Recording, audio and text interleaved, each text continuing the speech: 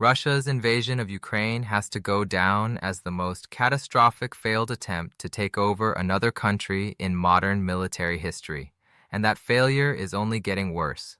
Something is wiping out Russian troops like never before in Ukraine as they have experienced a hellish 3 months that have wiped out tens of thousands of soldiers. A staggering 89,000 Russian soldiers are gone just like that during the first quarter of 2026, and Russia is now grappling with the largest troop losses in modern history at a time when its recruitment network is crumbling. Let's start with that headline figure: 89,000 Russian casualties in 3 months. That figure was reported by Ukrainian President Vladimir Zelensky during a press conference at the end of March, and it shows us everything that is wrong with Russia's military. It means that Putin has sacrificed an average of 29,666 of Russia's people every month since the beginning of 2026. And bear in mind that January and February were still cold months. Russia's offensive actions would have slowed down during these months, only to ramp up in March as the vaunted spring offensive began. Therefore, it seems likely that the last of the 3 months is also the month when Russia experienced its highest number of confirmed casualties. What does that tell us? That it's only going to get worse from here. The most insane thing about this statistic is that it looks like it should be a record for the number of confirmed losses that Russia has suffered over a 3-month period. But somehow it isn't. Between November 2025 and January 2026, Russia's losses reached almost 100,000 as Putin's forces attempted to complete their push against Krovsk and were left increasingly isolated in the freezing cold conditions in Ukraine, which made them easier targets for Ukraine's drones and its search and destroy squads that were formed to tackle Russia's infiltration strategy. As crazy as it sounds, this means that 89,000 confirmed losses during the first 3 months of 2026 are actually an improvement for Russia. Well, it's not much of an improvement, and the scale of these losses is being combined with another major issue for Russia, which is a warner behind the statistics we're sharing. We'll come back to that soon. First, there's a word that we've been using that is worth paying attention to. We've said confirmed several times when talking about Russia's losses in 2026 so far, and that's a big clue that 89,000 casualties is likely the best-case scenario for Russia's first quarter of 2026. United 24 Media points out as it reports that the head of Ukraine's Unmanned Systems Forces, Robert Bravdy, has already pointed out that 20% of the strikes that Ukraine carried out against Russia during the first 3 months of 2026 can't be verified. This doesn't mean that Ukraine can't verify that the strikes were successful. It can the drones it's using to make those strikes, as well as the army of reconnaissance drones that it has flying in the skies, offer all the proof needed that the hits are landing. What Ukraine can't quite verify is just how many of Russia's soldiers are being killed in these strikes. When Ukraine hits a concentration of troops with drones, it can't record all of the soldiers who get killed indirectly by shrapnel explosions. Ukraine's figures also don't include casualties that are being caused by its mid-range drone strikes, artillery attacks, and things like the number of Russians who are dying under rubble or being killed in ways that Ukraine can't confirm through direct video evidence. And here's where it gets really bad for Russia. The amount of territory that Russia has been capturing in return for this ridiculous casualty rate is declining rapidly, and it's not like Russia was doing well on that front before. If we rewind to 2025, United 24 Media reports that Putin churned through around 400,000 of Russia's soldiers in return for just 4,136 kilometers or 1,674 miles of Ukraine. That's a return of just 0.72% of the territory of a country in which Russia still has to find a way to take the remaining 80% of Freeland. At this rate, it would take Russia a century to finally topple Ukraine, meaning Putin and whichever warmonger who succeeds him would be long gone before the aims of the so-called special military operation are fulfilled. But even that century of war is starting to look ambitious on Russia's end, as its rate of advance has been slowing drastically since the end of 2025. According to the Institute for the Study of War, or ISW, the period between October 2025 and March 26 saw Russia seize almost 1,930 kilometers, or about 745 miles of Ukraine. It's bad enough that this is drastically lower than the same period between 2024 and 25 when Russia captured about 16.6 kilometers or 148 miles. That alone showcases the massive slowdown. But now we have an approximate figure for the number of casualties that Russia has sustained to make those poultry gains. We've shared the 89,000 and 100,000 figures already. There's some crossover here as January 2026 is included in both. If we subtract about 30,000, which is Russia's rough monthly casualty rate in 2026 from the 189,000 total we have, thus eliminating the double January issue, we get 159,000 casualties. But there's more. The ISW's figures include October 2025. United 24 media reports that Ukraine confirmed 25,000 kills of Russian soldiers in October. That figure doesn't include casualties or unconfirmed kills, but it's the best we have. And we can add it to the 159,000 casualties to make 184,000 for the 6-month period that the ISW covers. Divide 184,000 casualties by 745 square miles gained, and Putin gets slapped in the face with a reality that he can't comprehend. Russia is losing just under 247 soldiers for every square mile of Ukraine that it gains. This is generational atrophy of an entire population for the sake of fractions of a percentage of Ukrainian territory. And it's starting to weigh very heavily on Russia's military. And somehow there is even more on the Russian casualty front. Any hope that Putin might have that the casualty rate will slow down later in 2026 is ridiculous. Russia has already launched its spring offensive, which means that more assaults are happening now than at any other point in the year. And with more assaults comes even more casualties. We've seen that already in March. On March 17th, Russia broke its record for most casualties suffered in 2026 so far when a staggering 1,710 of its soldiers were taken out in 24 hours. Adding to that was the loss of 230 vehicles and fuel tankers along with 29 artillery systems. And that figure alone shows a sharp increase over the 700 to 900 daily losses that Russia was incurring earlier in the year.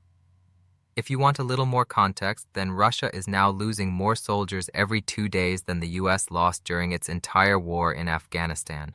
Russia has its own Afghanistan war on its record, during which it lost 15,000 soldiers over the course of a decade. So, it's losing about that much every half a month in Ukraine. This is a preposterous figure that shows how Putin, for all of his love of the Soviet era of old, can't even wage a failing war, as well as the Soviet leaders who came before him. Never mind a war that Russia could actually win. So Russia has 89,000 soldiers gone, eliminated, wiped off the face of the map in just the first 3 months of 2026, and the territorial gains it has been making for those massive losses are so tiny that they are barely worth talking about. Throw the start of the spring offensive into the mix, and you get a powder keg of future casualties that is ready to blow up in Putin's face. But earlier we mentioned another problem that is combining with these issues to make things so much worse for Russia. This is an issue that takes things from catastrophic to war-ending for Putin, as it will change everything about the future of the war. Before we dig deeper into that issue, this is a quick reminder that you are watching the Military Show. If you're getting value from the insight we deliver on this channel, then remember to subscribe so you don't miss a video. So, the bigger issue that lurks behind Russia's casualty rate, what is it? Russia's major problem isn't that it's just losing thousands upon thousands of soldiers. That's backbreaking for the Russian military, but it's also something that's been happening for years. The real issue for Russia right now is the scale of its losses is such that it's failing to recruit enough soldiers to account for them for the first time since Putin launched his invasion. United 24 media reports that Russia's arrivals to departures balance has been in the negative for 4 consecutive months between December 2025 and March 26. What this means is that Russia has experienced 4 months where it's losing more soldiers than it's recruiting. The same outlet adds that Russia has a target of recruiting 409,000 soldiers by the end of 2026, and it's faltering there too. After the first quarter of 2026, Russia should be 25% of the way toward hitting that target. It isn't. Russia has only managed to recruit about 80,000 new soldiers, which amounts to 22% of the target. You don't need us to tell you that 80,000 recruits is less than 89,000 casualties. However, there is a little more maths we can do here. If Russia aims to hit 409,000, then 89,000 casualties every 3 months isn't enough to cause the type of attrition that keeps Russia in the red when it comes to troop numbers. Multiply 89,000 by 4, and you get 365,000. An insane number of losses for sure, but low enough to give Russia a 50,000 plus surplus. But there are a few problems with that. The first is the 22% of the target hit when it should be 25%. That tells us that Russia isn't hitting its recruitment quotas. So 409,000, but 2026 is starting to look a little ambitious. We'll come back to that in a moment. Second problem is one that we've mentioned before. It's 89,000 confirmed casualties, not 89,000 total. That means Russia's casualty count is likely a few thousand, perhaps even tens of thousands higher than what it can verify, which suddenly means that even the target of 409,000 is enough. And third, Ukraine is just getting started. Ukrainian President Vladimir Zelensky has set a target of 50,000 Russian casualties per month by the end of 2026. Ambitious, yes, Ukraine is about 20,000 away from hitting that target based on his confirmed casualties. But as Russia ramps up its spring offensive, the casualty count will rise. What we're seeing now is the best that Russia can hope for in 2026. And it's still so devastating that Russia can't keep up with it via recruitment. It's becoming increasingly clear that the method that Russia has used to recruit volunteer soldiers up to this point isn't working as well as it used to. That method was simple. Throw more cash at potential recruits than they've ever seen in their lives to convince them to fight and die in Ukraine. But as Russia falls behind its targets as that method fails, it's turning to more desperate approaches. Business Insider highlighted one of those approaches in an April 1st article that must have felt like a bad April Fool's joke for any Russians who somehow made it through Putin's net restrictions to read it. One governor in the Ryan region of Russia is telling businesses that they need to help out with recruitment as the numbers plummet. Now, any firm in that region that has between 150 and 500 workers has until September to submit the names of employees that they think should be sent to the front lines in Ukraine. Companies with between 150 and 300 employees must submit 2 candidates, while those with between 300 and 500 must send 5 names. Any businesses that refuse to follow these rules will face a 1 million ruble fine, which works out to a little over $12,000. Russia is also taking aim at its young students as potential recruits for its military.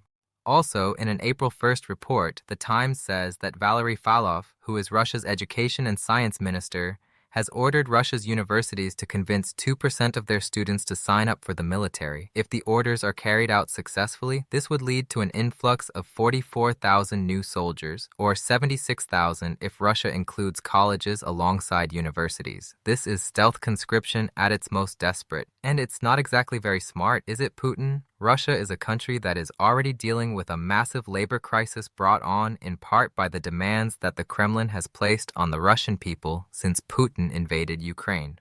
On March 30th, United 24 Media reported that over 20 of Russia's factories in the Leningrad region alone are shifting to 3-day work weeks. And this isn't a coincidence. Work is drying up and those companies can't maintain the number of employees that they otherwise would. Putin has created a vicious cycle inside Russia where the available labor gets sucked up by the war machine, which ruins every other industry and places much of Russia's declining population in a position where it can't contribute to the economy in any other way than submitting to Putin's war effort. And now, Russia is trying to pull employed people out of work when it doesn't have anybody to replace them, along with sacrificing the students who should be preparing to become the foundation of Russia's post-war economy. Putin is ruining Russia's future in exchange for short-term fixes to a manpower problem that is only going to get worse. And what he's gearing up to do next is going to catch everybody in Russia off guard. Not satisfied with the workers and the students, Putin is edging closer to higher levels of conscription, which in turn will lead to mobilization inside Russia. The Kremlin started preparing for all of this in 2025, when Putin signed a new law that transformed Russia's previous conscription system, which had 2 annual drafts, to a year-round system that means Russia can call up anyone aged between 18 and 30 at any time for a year-long period of military service. Russia claims that it won't be bulking up its number of conscripts, but you can never take that type of claim seriously. And of course, every conscript, assuming they're not just sent to the front lines, even though Russia says that conscripts don't go to Ukraine, will become a reserve. And that leads into the second part of the Kremlin's plan to deal with its manpower deficiencies. In a March 30th report, United 24 Media says that the poor results of the Ministry of Defense's latest recruitment campaigns are leading Putin down the path of turning voluntary recruitment into involuntary mobilization. A limited and rolling reserve call-up scheme is reportedly being repaired, which is the type of move that Putin has spent most of his war avoiding after a September 2022 partial mobilization proved extremely unpopular in Russia. The groundwork has already been laid. Putin is preparing to do something so stupid that it amounts to an admission that what he's been calling the special military operation for so many years is actually a war that Russia isn't winning. He doesn't want to do it, not because he cares about the Russian people, but because Putin knows that the uproar that mobilization will cause could be a threat to the seat of power that he spent a quarter of a century defending. But if Putin wants to keep his invasion going, especially as Ukraine tears through Russian soldiers faster than ever before, then he has no choice. He's already exhausting Russia's stockpile of criminals that he can send to the front. And when it comes to volunteers, the percentages are too low, and Russia is running low on the cash that it was otherwise using to incentivize them to sign up in the first place. The regions being forced to bankroll that approach, of which the previously mentioned Ryazan is one, are starting to run out of money. Financial incentives, which once ran as high as $40,000 for sign-up bonuses in some Russian regions, are also running dry. Bonuses are now being reduced in many regions, the Kiev Post reports, and it's because those regions, shockingly enough, kind of need some money to spend on things other than sending more cannon fodder Putin's way. So we see a confluence of issues. Ukraine has become a more effective Russian military destroying machine than it ever has before. The drone-infested kill zones that cause so many problems for Russia are tripling in size due to the introduction of middle-range strike drones. And by the end of 2025, Ukraine was building 4 million drones per year to fill those kill zones. So it isn't going to run out anytime soon. Inside Russia, long-range Ukrainian strikes are ruining oil refineries, export terminals, and military nodes, which places more pressure on Russia's cash flow. In addition to weakening the Russian military inside Ukraine, there is degradation in the rear and death on the front. As its spring offensive ramps up, all of this is only going to get worse for Russia. We see that in the increased number of assaults that Russia started launching in March. For instance, the 4 days leading up to March 23rd saw Russia attempt over 600 assaults against Ukraine, which cost it 6,090 soldiers, the Kiev Independent reports. That's a little over 1,222 Russian casualties per day, and it's a sign of what's to come. Multiply that number by 30 days, and Russia's monthly losses veer close to 46,000. That's only a few thousand away from the rate of attrition that Ukraine says will be high enough to force Putin to end his war. Russia's leader is steaming toward 50,000 casualties per month, and he's doing it at a time when Russian recruitment is in shambles. None of this is sustainable. 89,000 soldiers confirmed as casualties in 3 months should show Putin that. But as always, he's so blinded by his invasion that he can't see the wood for the trees. Putin is leading his military into oblivion, and Ukraine is more than happy to hold his hand to guide him further down the path that he's following. Oh, and don't think for a second that Ukraine isn't constantly coming up with new and even better ways to turn the war around against Russia. Even Russia's long-range drone strategy, which is one of the few bright spots for the Kremlin, is being countered. How a Star Wars-like weapon is Ukraine's answer, and you can find out all about it by checking out our video. And if you enjoyed this video, make sure you subscribe to the Military Show to see more analysis of the numbers behind Putin's invasion. And thank you as always for watching.